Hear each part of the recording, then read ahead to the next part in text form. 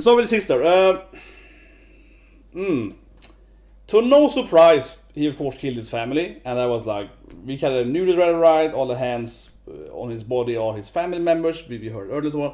The sister was clearly the one he loved the most, right? She was the big sister that protected him and so on. So I think that part was kind of interesting, honestly. I think that was kind of interesting that we had in the flashback there. Yeah, it was surprised me the most, honestly, was the sister betraying him. Honestly, yeah. That family betrayal, that for me probably was like the worst. I mean, if you know in the visual scenes, I would say that's probably the most emotional for him, right? Because it was clearly always like, Hana-chan was my perfect sister that I loved and always, you know, protected me, and she was always on my side. And then she was like, oh, he told me that, it was his fault, yeah. And then she threw him under the bus there. That was like, I think that makes sense to be generally when he got, like, you know, his power got triggered, right? The emotional distrust of his sister. I would say so.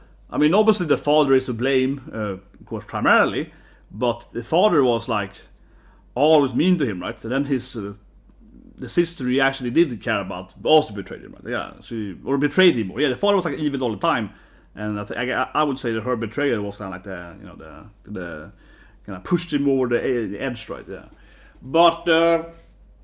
I mean, of course you understand the sister. She didn't want to get beaten, right? She didn't want to get the, you know, the father's punishment, so she sacrificed her brother. So she would be safe instead, right? It's not boy, right? And then she's behind like, oh, it's his fault, yeah, and then points the fingers at her brother, right? So and then we got the power afterwards. The father though, he really didn't take his his mother's advice at all. It's obviously the father's fault primarily. Let's talk about the father then, but yeah, that's the betrayal. Especially for her trying to be a good mom. So yeah, I don't get it, man. Like, his father is obviously the bad guy. I mean, we all get that. But it's like, why did he hate his mom so much for? That he's like reading this love, you know, letter from his mom, being like, I'm sorry for being a bad mom, and I always try to be a good mom, but I have to, you know, go out and be a hero and save the world and stuff like that. I'm gonna get he has all his animosity toward his mother because she was like, I have this, you know, super great quirk, I gotta save people's life, right? You know, the heroic part over being a mom, right? Gotta save the whole planet, right, kind of thing. That being said, though, then he has all this great flashback of his mommy. He's like, oh, mom, did bad food with this thing, and we were playing around. And he has all these like great memories of his mom, and he's like, oh, she really loved me, and he seemed to clearly know that his mother loved him, right? The grandma, who speaks like his grandma, tried to be a good mom as she could, right? So I feel his hatred for his own mother it feels a little unmotivated, honestly. I mean, I understand where it's coming from, but I feel like, man, yeah, yeah. So Yoga's father, he really took his grandma's advice there in the absolute opposite order and made the worst part of it, 100% though. Of course, I understand why he hates. Of course, I mean, it makes sense from like a basic standpoint though, that of course he hates heroes, because his mom was like, you know, the famous hero and obsessed with being a hero and so on. Because he's obviously still has regrets and guilt over beating up his son. So he's not like a pure evil guy. He's not like a, you know, I'll say it, he's not like 100% evil, right? He's like, oh, maybe, yeah, I took it too far. I should have done what mom said. So he clearly has some kind of, you know, I guess, confliction over it, right? So it's an interesting part on it. And as I mentioned during the reaction part, I think it would be interesting if the father actually survived. I think that would be really interesting if the father actually managed to survive him. He killed everyone else, even though he hated his father, and he would actually be able to survive for a bit. And then maybe, you know, he would come after him or something, or I don't know. I think there could be an interesting twist to it. But yeah, when he killed his father, that was of course the first time where he was like, oh yeah, I like killing people.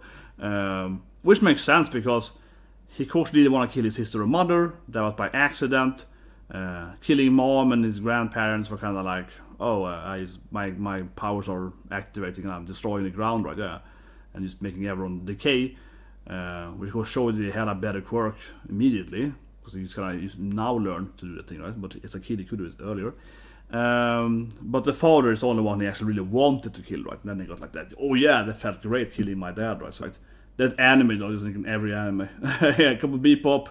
It's in Inuyasha. That dog is in every damn anime. Yeah, that coin is in every anime. But yeah, I would say the sister scene is definitely the most brutal scene. But it really comes back to that she betrayed him too. Obviously, I'm not saying she should be killed because she betrayed his trust there and blaming him for. So the father beat him up, even though she definitely did betray him like massively. But I think it comes back to that scene because he, of course, just saw that his sister betrayed him, right? Didn't take his side to protect herself. So after that, accidentally killing the dog. I think it makes perfect sense that he's like afraid she's gonna obviously blame him, right, and be like, oh, he hated our dog or whatever. Yeah, so of course the father is this issue because he's afraid of her dad, of course. But yeah, it makes perfect sense. He was trying to like wrestle down his sister as she just betrayed him earlier, right, like an hour ago or something. But yeah, so it makes perfect sense that he's like, oh, no, I have to stop her. Right? She's gonna like freaking make me get beaten up again by dad and mom. Right? I have to like prevent her to go and tell them because she's clearly she betrayed my trust last time, right? So that Shigaraki is like, I gotta hold her down, right? Yeah, that makes sense. But of course his powers kills her instead. But yeah, very tragic. But I feel this in here though is kind of weird what his mom is doing. This has two things, right? So his itching, right? His powers clearly combination, yeah. But otherwise, though, I feel his mother's action is kind of strange. From like she's a bad parent too. Right? Obviously not as her husband, but her action is like, "Oh, you want to be a hero? I know your father beats you up, but you still want to be a hero." Like she's kind of asking him to like, "You should just ignore your father and still be a hero." Right? Yeah, she's kind of trying to like, kind of talk to him and be like on his side, but at the same time, instead of being like, "Maybe you should stop talking to your father about that." She's like, you go sons, keep being a hero, just don't tell dad, but kinda still gamba being a hero thing, right? Which you could argue is, oh, she's a great mom, she believes in him, but at the same time it's like, maybe she should be a little more tactful and be like, oh, I believe in you, son, but just, try to be a little more clever with the whole heroic lines, right? That's your father's only advice. So, yeah, I don't know, her action is really stupid. I think she's afraid of her husband, right? Lets him clearly beat up the children. Doesn't really interact with that, doesn't stop him at all. Just kind of, oh, sorry about your father, yeah, kind of takes care of her son afterwards. Oh, you're crying again, yeah. So clearly she's kind of like that typical, yeah, I'm just gonna, ignore it, what's happening. But then she kind of like edging him on, like, oh yeah, that's good. Tell your father you wanna be a hero, kind of thing. It's like, really? So I don't know. The mom clearly played this really stupid, though. Like, yeah, she did not really play it out in a good way, I would say so. The grandparents didn't really see much of. I guess they just kind of they live. But the grandparents, though, as they say, they lived it, right? Yeah, the grandparents obviously lived in the house. Her parents then, right? And yeah, also just let their son-in-law beat up the grandkids all the time, right? So they just kind of obviously we know his grandma very well, with All Might and so on and the powers and blah, blah, blah. So yeah, so that's interesting. He obviously the father was like, don't talk about grandma, right? Kind of hide it away. Sister clearly knew about grandma, right? And she explained to him here, and then blamed him, of course. But yeah, the episode didn't at all actually talk about his view of his grandmother, right? With the, all for one for all, that whole generational war and so on. So this is interesting. Maybe there's gonna be a next flashback part if he actually can address how he feels about his grandmother being this famous hero, right? That's clearly like he clearly idolized his grandma for like an hour, right? Until he killed his parents. Whatever.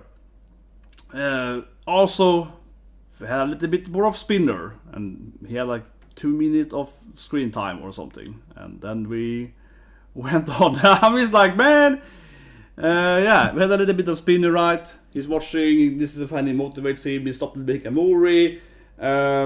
I've heard, right, from manga readers that there's supposed to be a lot more Spinner in the anime. In the manga, right, and the anime is kind of ignore that.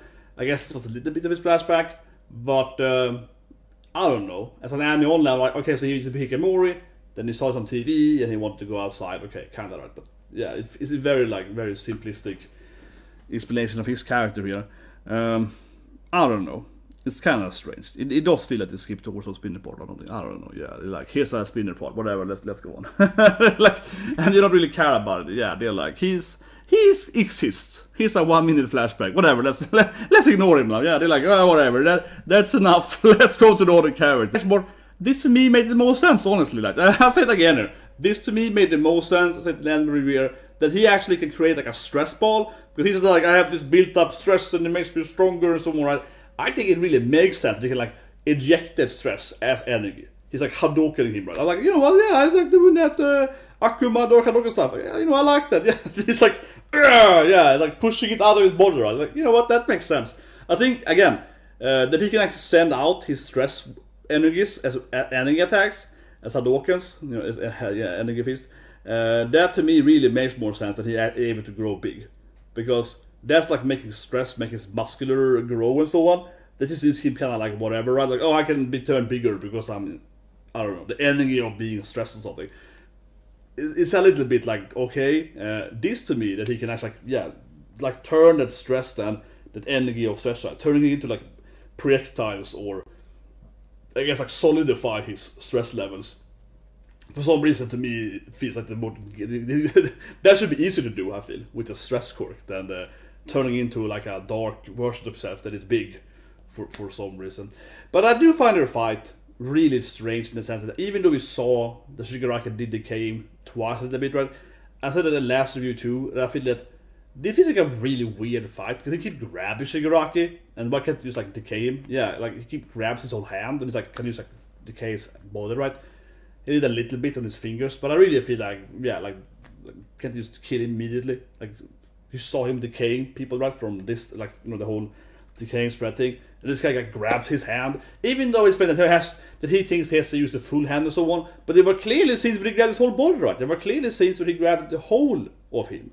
So you can say that, no, he knew he thinks that he also needs to grab one finger or something, but he's trying to grab him in the correct way, but then he doesn't grab him in the correct way. It's only once he grabbed him in that defensive way then. So no, that doesn't make any sense. So I really think he should win it easily. You just touch him once to kill him, right? Because he keeps touching him. He's like a melee big guy. But whatever. Yeah, that's Make It Even, guys. It was a great episode, of course. Finally telling us the horrible backstory. And I'm sure, and when this anime is over, 2 episodes, I am gonna read the manga, right? And I'm sure this is way more brutal in the manga. I mean, from a visual standpoint, it definitely feels, you know, how say it, nerfed, right, in the anime. I'm sure people that are manga readers are gonna get all like, oh no, this thing should look 10 times more brutal, you know. I mean, I can expect it being the manga readers are gonna like look at some of the scenes where stuff went down, and they're gonna be like, oh, his face is like, it's so badly drawn or something. Yeah, like this face should have been 10 more times detailed or something. But that's probably true, though. That's probably true. I always felt that when you compare specifically Shigaraki's face in the manga and anime. So I mean, I haven't read, you know, the manga with today, but of course I've read the manga, like, you know, up to last season, right? I read the manga afterwards, yeah. And I definitely say that Shigaraki's face is usually the least, how say it, closed in the anime, right? When he does his different smiling face and his screaming face and all this different stuff in every episode, basically, with him, compared to the manga chapter, right? It always looks way less worse, or we call it like way visual. I don't know, it's like a very trend, right? That they can't really get that Shigaraki face in an anime compared to the manga. I think that's one of the most like obvious thing in comparison, I suppose. At least in the previous seasons, and I bet you it's the same this season, right? But anyway, guys, that's My Academia. So you guys have to navigate, of course, Tokyo Revengers, and see that TOYA, and of course One Piece later tonight, which is awesome because Yamato is still gonna be the Yamato, you know, freaking best character in One Piece. That's gonna be awesome. So I'll see you guys and have a great day.